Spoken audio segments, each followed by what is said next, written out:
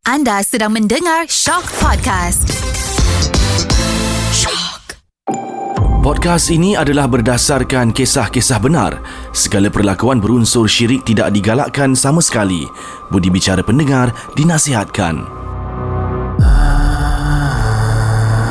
Bayangkan jika anda berada di sebuah kawasan yang tiada penghuni.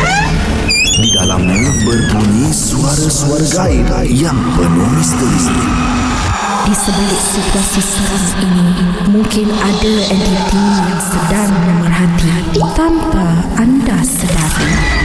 Kerana setiap ketakutan itu datangnya dari firasat maupun sifat kosong dalam diri yang tiada penghujung. Inilah cerita hantu seram. Ketakutan merupakan suatu perasaan yang tak mudah untuk dibendung.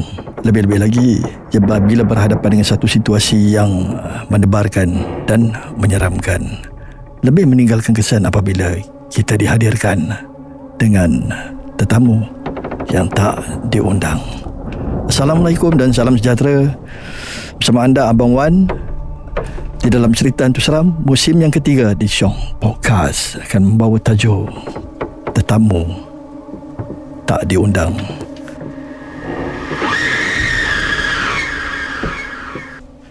Baik, sebagaimana yang kita tahu, bila sebut satu-satu tempat ataupun satu-satu destinasi yang ditinggalkan sekian lama, pastinya akan didatangi dengan tetamu yang tak diundang atau lebih kita kenali sebagai penunggu. Jadi, apakah rupa bentuk penunggu itu? Banyak persepsi yang menyatakan tentunya ia dikaitkan dengan jembalang, pontianak, hantu, jin dan sebagainya. Jadi untuk mengupas pada tajuk Tetamu Tak Diundang untuk episod kali ini, Abang Wan tidak keseorangan. Abang Wan didatangkan dengan seorang yang istimewa sebagai tetamu jemputan untuk episod kali ini, Mr. Dan. Apa khabar Mr. Dan? Apa khabar Abang Wan? Okey, baik. Baik. Handsome Mr. Dan. Abang Wan pun handsome juga. Terima kasih. Okey, baik. Dia jangan handsome hantu dah. Jangan handsome hantu. Itu bahaya. Baik, Mr. Dan, bila kita sebut tentang cerita-cerita seram ni kan, dia berkaitan dengan tetamu tak diundang. Itu pastinya dia berkaitan dengan satu-satu lokasi atau peninggalan rumah-rumah lama. Betul. Jadi apakah yang dapat kita kongsikan dengan pendengar-pendengar kita pada episod ini? Silakan. Terima kasih undang saya. Terima kasih. Sama-sama. Cerita ni sebenarnya cerita lama dah. Cerita dekat 28 tahun lepas. Oh, okey. Masa tu umur saya dalam 22 tahun. Dia berlaku di Penang. Pulau Pinang. Baik. Famous. Jadi masa ni, zaman dulu-dulu, masa tu saya DJ klub malam. Okey. Saya diundang sebagai guest DJ. Guest DJ. Jadi guest DJ yang klub malam tu adik saya. Baik. Okey. So saya pergi sana sebagai DJ undangan di klub. Tapi saya tak berapa sihat ketika itu. Baik. So malam tu saya pergilah jadi guest DJ.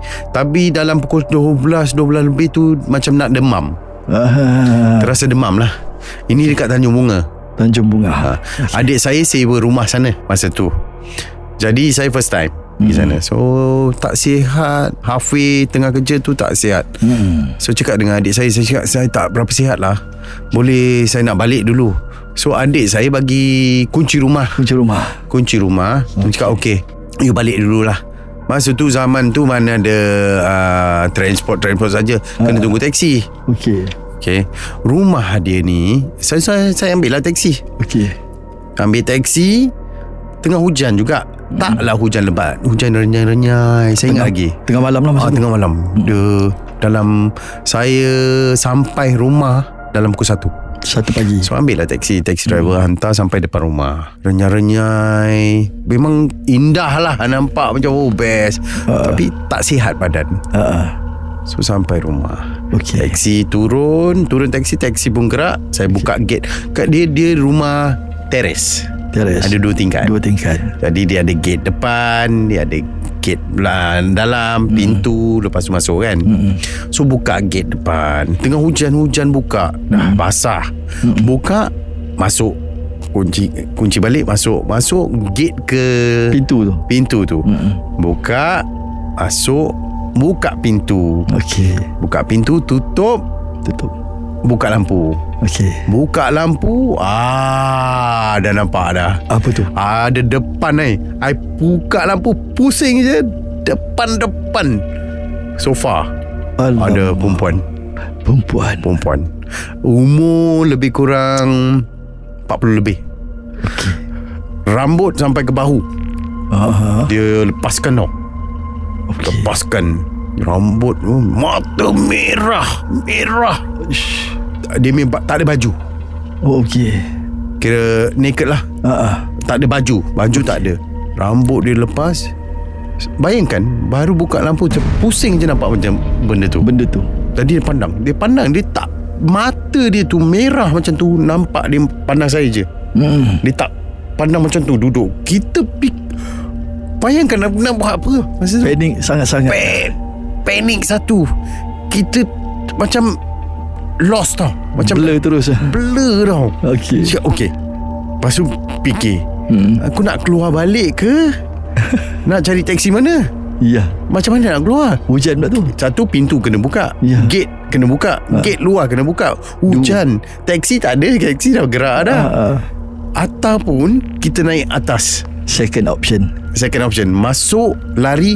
Dia dalam 20 meter tau, nak pergi ke tangga naik atas. Tapi rumah ni rumah sewa, rumah lama. Dia tepi pantai. Dekat Tanjung Bunga. So rumah ni bila you nak naik atas, dia ada pagar budak-budak. Pagar budak-budak ni kan, rumah lama kadang-kadang dia ada pagar budak-budak. Yang budak-budak tak boleh naik tangga tu. Jadi apa pilihan yang ada ni? Macam naik lah. Jadi saya jalan daripada pintu depan tu ke tangga yang ada pagar budak-budak tu. Saya jalan, tapi saya jalan slow. Mata tak putus pada tengok benda tu lah. Tapi saya tetap pandang dia. Bayangkan bila saya jalan ke pintu ke tangga tu, naik atas, rasa macam 2-3 jam jalan slow. Badan saya berat. Badan saya berat sangat. Tapi saya jalan, saya tengok dia, takut. Bayangkan dia punya kepala tu, dia pandang, dia tak alih langsung, dia pandang kepala pusing. Badan dia stick macam tu, kepala je pusing. Pusing sampai saya ke tangga tu. Tangga tu saya lompat pagar budak tu, pagar yang ada lompat, saya pecut naik masuk pintu, kunci terus. Masa tu ada handphone yang baru keluar masa tu. Digital tu. Call adik saya mana dia tengah kerja, bising. Call. Dalam 1 minit saya dengar pagar budak yang bawah tu kan, gate yang budak punya, Pung. Aduh, lagi tu bunyi panik. Dah lah demam kan, badan tak sihat. Cakap koyak lah hari ni. Habis panik kan. Dia punya tindak balas macam tu ya. Seolah-olah dia macam marah. Betul. So itu mungkin dia tengah bonding kan. Tapi kita pun nak buat apa dah, kita tak boleh fikir dah. Yalah, panik sangat. Lepas tu tunggu, lepas beberapa minit tu pagar tu stop, pintu pula dia ketuk. Alamak, pintu bilik. Bung. Lepas tu pintu gate. Dalam 1 jam tak stop. Saya call adik saya, tak ambil. Dah pukul 1, tunggulah. Tunggu, hujan pula tu. Dah memang dah kita dah lembik lah. Tunggu, adik saya balik pukul 3.30. 3 dia call saya balik. Dia habis kerja, dia call, kenapa ni? Cakap, you kena balik sekarang. You kena balik. So dah, our friend adik saya slow 3.30 dah sampai rumah. Sampai rumah cakap, apa cerita ni? Kenapa kau macam ni? Cakap, nampak benda ni yang baru. Lupa nak cakap lah. Benda ni memang dah ada kat sini. Cakap, ada, you tak cakap dengan saya. Cakap, benda ni dah ada. Bukan aku je, kawan aku dah tengok, Mai dah tengok. Dia ni dia orang cerita lah, rumah tu rumah dia. Mungkin dia pernah meninggal dekat rumah tu ke, tak nak lepaskan rumah tu ke. Tapi dia cakap, so far dia akan duduk sana, dia pandang. Itu je. Tapi dia tak ada bertindak macam tutup pintu lah. Macam tak ada, gate semua ada. Tapi dia tak kacau dari segi kacau pegang ke, tak ada. Tapi cakap itulah, tapi dia main ganas lain macam lah. Iyalah. So saya cakap tak apa, besok tu saya pindah masuk hotel. Tapi itu one of the scariest, and also sebab for me yang menakutkan masa tu lah, cara dia toleh, cara dia pusing kepala dia. Lepas tu mata dia merah, dia nampak macam betul-betul hantu lah. Iyalah. Betul, dia hantu lah tu. Tapi betul-betul macam like scary lah. Ya. Sebab dia pusing tu. Lepas tu dengan gate tu, dengan hujan, dia macam movie tau. Macam betul-betul movie tau. Macam scary movie. Dia macam feel macam tu lah. Sebab ngam saya tak sihat. Ngam pula saya tengah hujan. Ngam rumah tu rumah lama, tepi pantai. Lepas tu dapat tengok orang macam ni. Gate pula berbunyi. Cakap memang complete lah, macam movie lah. Iyalah. Dapat dibayangkan lah macam mana mengerikan, menyeramkan lah situasi masa tu. Kan? Itulah cerita dia. Itu dia cerita daripada Mr. Dan. Jadi Mr. Dan, selain daripada hantu yang macam itu kan, pengalaman Mr. Dan lah, mungkin ada pengalaman yang lebih mengerikan daripada itu, daripada Mr. Ben. Ada, bukan nak cakap ngeri tu tak lah. Sebab saya zaman dulu saya kerja malam. So masuk pukul 10 malam, habis pukul 3-4 pagi. Kan zaman dulu. So bila habis pukul 3-4 pagi, kita tengok macam-macam lah. Saya pernah ada satu, just a short story lah. Saya dulu saya duduk di Seri Pahang Flats, Bangsa. Dia flat, Bandaraya flat lah. So daripada Seri Pahang Flat tu, kita kena ambil transport. Kita berhenti dekat main road. Main road tu ikut jalan belakang. So saya ada satu kisah ni. Saya balik pukul 4 pagi. Pukul 4 pagi saya jalan. Dia dalam 2 km nak pergi flat tu. Jauh jugalah. Habis kerja lah. So jalan sorang. So jalan-jalan, ada depan satu kuil ni, ada satu orang tua dalam umur 70, 60, 70 macam tu. Pukul 4 pagi. Lalu dia depan air. Dia sebelah kuil dia. Dia tanya, dalam Tamil lah dia tanya, Tambi, nak pergi mana? Alamak. Cakap nak balik rumah. Parti. Parti tu macam nenek lah. Nak balik rumah. Tapi saya dah agak dah. Tapi tengok Sambil bulu pun tengah naik. Saya cerita dia. Dia cakap tapi jaga-jaga jangan pandang belakang. Itu pesanan dia. Pesanan dia, jangan pandang belakang. So saya lalu, saya ambil dalam 3-4 langkah, saya pandang belakang, hilang. Tapi dia dah pesan dah. Nenek tu dah pesan, jangan pandang belakang. Saya pandang, dia hilang. Alamak. Lepas tu apa Mr. Ben? Saya lari macam Usain Bolt. Dah tak ingat apa-apa lagi dah. Tak ingat apa-apa dah. Itu cerita dia. Sebab saya dulu kerja malam macam-macam. Ada di Penang pun pergi kerja, duduk hotel. Tengah balik, dah balik lah pukul 3-4 pagi balik. Nak tidur, tengok tepi tingkap ada satu rambut panjang. Tengok, mungkin kita dah tengok banyak kan. Sebab malam, kerja malam. This is the few stories lah saya tengok. Tapi macam saya tak react. Mungkin saya ni takut sikit. Tapi tak react masa tu, muda lagi. Kita pun tak tahu hantu ke apa ke kan. Kita tak fikir macam tu. Kita fikir okey lah, jalan je lah. Tapi kita tahu benda tu mungkin dah biasa kerja malam dan biasa nampak benda macam ni. This is the few story lah.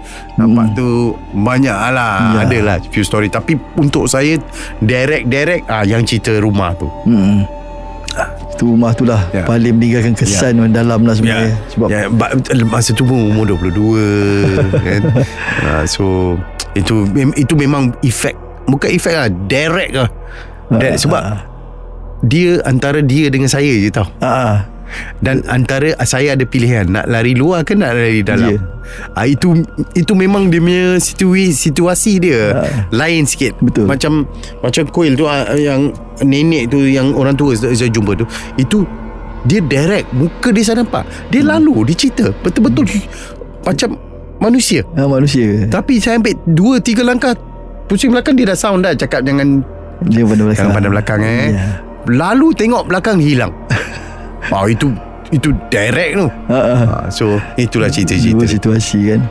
Jadi cerita dekat Pulau Pinang, saya pada tahun umur saya 19 tahun.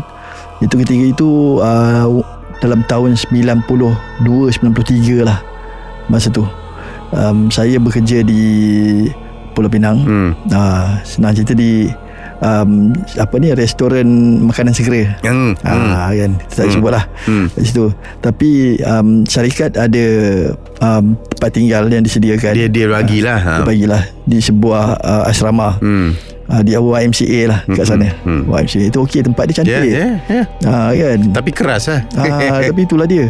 Bila saya kerja di restoran makanan segera ni, biasalah kita habis kadang shift pagi sampai petang, shift petang sampai tengah malam. Jadi bila sampai tengah malam ni, transport bas memang dah tak ada. Ya, betul. Jadi kita kena tunggulah kawan-kawan nak tumpang. Yes. Kan, ada yang dah sediakan kenderaan, kita tumpang balik sampai dalam pukul 1 pagi macam tu. Something macam tu lah. Kadang-kadang kawan ni dia orang punya cerita rasa masing-masing nak pergi makan nasi kandang. Pening popular nasi kandang dekat balai polis tu. Betul. Ada lorong dekat pasar tu kan. Betul. Jadi bila dah makan ramai-ramai ni, ada kawan-kawan ni macam-macam kepala. Dia dah habis makan apa semua, ada lagi sembang-sembang semua kan. Jadi sampai rumah pun lambat. Dalam lebih kurang pukul 1-2 pagi jugalah. Jadi bila sampai tu, ada kawan-kawan ni yang dah naik dulu. Satu kereta dan 3-4 orang kan. Dah macam tim sardin kadang-kadang. Naik, tinggal kadang-kadang saya kat bawah ni. Tunggu kereta lagi satu. Betul. Tapi tak tahu kata kawan yang satu lagi dah sampai dulu. Kita pun tunggu kat bawah. Masa tu handphone tak ada. Kan, just tunggu kawan-kawan. Tunggu. Ternampak lah ada satu kelibat. Tak tahu orang ke tak. Kita duduk mencangkung macam tu, tunggu kawan sama budak kan. Tunggu tengok kaki tak ada. Dia pakaian macam orang. Pakaian macam orang, perempuan macam Cina. Senang cerita Cina lah sebenarnya. Tapi dia tak pandang saya. Dia pandang pintu masuk tu. Saya nak perhatilah dia daripada depan. Kan, dia macam naik kenderaan ke tak naik kenderaan, saya tak nampak kenderaan. Tapi dia tiba-tiba dia lalu, dia masuk terus main entrance dekat YMCA tu. Terus masuk dalam. Dia masuk dalam, saya perhati pelan-pelan tengok bawah. Kaki tak ada. Kan, kaki tak ada, tak apa lagi lah. Saya tunggu lama-lama, dah meremang belum kan, tak boleh tahan ni. Kawan tak sampai-sampai dia kan. Saya pun naik atas, rupanya kawan dah sampai dalam bilik. Satu roommate dengan saya lah. Rupanya dah ada dalam bilik. Kan, apa ni kan, tak sampai lagi. Rupanya dah sampai. Aku dah siap mandi tadi kan. Tapi yang best, masa saya menuju nak naik ke bilik, masa dia tak ada lift, dia kena naik tangga. Masa saya nak naik tangga, saya nampak dia dah ada kat tangga benda tu, yang perempuan tadi ni. Tadi dia dah masuk, tapi dia ada kat sini lagi. Tak apa lah. Tapi bila saya naik atas, bilik saya tingkat 2, naik atas, masa nak masuk pintu tu, bilik yang paling hujung dekat depan sana dia ada. Bila masa dia naik, satu lagi kelibat dia saya nampak. Masa saya nak buka pintu, saya toleh kanan, saya nampak dia ada kat ujung tu. Tadi dia ada kat tangga. Ni dia ada kat ujung. Bila masa dia naik, sebab tangga satu tu je yang saya tahu. Dia tak ada tangga lain. Betul. Jadi satu benda yang saya kata ini bukan perkara main-main kan. Dia memang saja nak tunjuk diri dia ni. Tak apa, saya pun masuk bilik, tengok kawan dia dekat dalam. Siap baring-baring lagi kan. Baru sampai. Aku ingat hang belum sampai. Aku dah sampai awal lagi dah kan. Lepas habis makan tadi kami gerak dulu. Okey, ingatkan apa tunggu kami. Kan. Rupanya dah sampai, siap mandi apa semua kan. Ceritalah kat kawan. Dia tengok muka saya lain. Saya duduk, tempat ni banyak ni. Bukan satu ni. Dia kawan pun tanya, satu apa? Tadi nampak perempuan. Saya ceritalah dengan dia, perempuan Cina, tapi tak ada kaki. Cerita dia A sampai Z. Dia pun cakap, masa mula-mula masuk, dia masuk batch yang mula-mula. Dia kata dia dah nampak awal lagi. Sama macam lebih kurang macam ada dah ada lah. Dia dah ada dah. Tapi itulah dia kata jangan layan lah. Lagi dia tak kacau kita. Kalau dia tak kacau, it's okay lah. Sebab dia zaman dulu kita nampak, kita tengok benda-benda ni banyak. Zaman dulu memang banyak. Macam dulu ada satu juga but short story lah. Makcik saya dengan pakcik duduk di Meru. Ini 1984. Meru Kelang. Okey. Meru dulu pakcik saya, uncle saya kerja Jabatan Air. Oh, okey. Kerajaan lah. So dia kan bagi quarters. Quarters dia di estate. Itu kan dulu estate. Ya. Okay. Dia atas Kebun kelapa sawit. kan? Estate. So uncle saya memang ada room, ada quarters. Quarters lah, semua yang kerja Jabatan Air tu kerja quarters. Duduk kat quarters. Jadi dia atas bukit, rumah macam, lepas tu semua estate tau. Umur saya dalam, saya ingat 9-10 tahun je masa tu.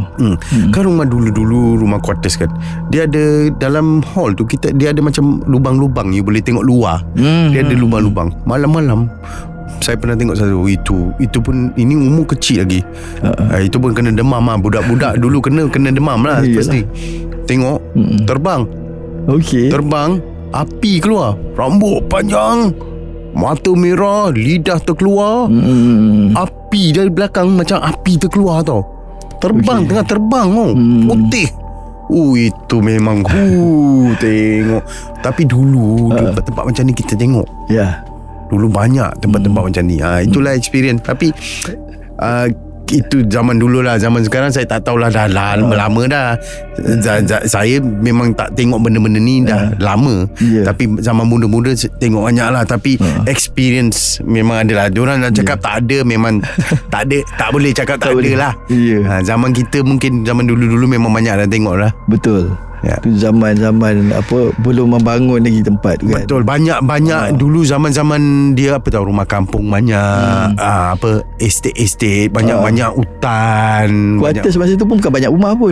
Betul. Quarters pun dulu, kalau quarters kerajaan kita dulu, quarters dia besar-besar. Lepas tu dia jauh antara satu sama lain tau. Quarters ni, lepas tu baru lagi satu quarters berjarak. Jarak dia jauh. So itulah cerita dia. Itu dia pengalaman daripada Mr. Dan. Mr. Dan, kita sampai ke penghujung rancangan kan. Jadi sebelum kita akhiri perbualan kita, apakah sedikit pesanan ataupun tips daripada Mr. Dan kepada pendengar-pendengar kita, bagaimana nak mengatasi bila berlakunya situasi yang macam ni? Kita